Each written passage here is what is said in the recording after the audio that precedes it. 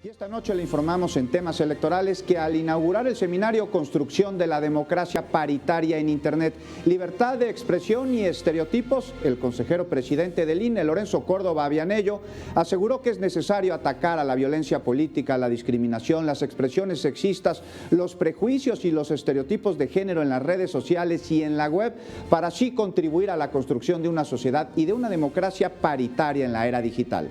También dijo que desde el instituto se trabaja para que este proceso electoral sea el más explicado y sea la mayor escuela en materia de paridad de género, aunque, subrayó, también se busca que sociedad e instituciones asuman su responsabilidad en el tema.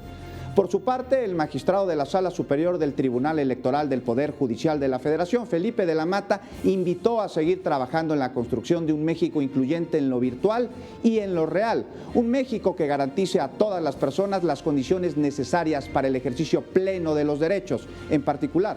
los de las mujeres.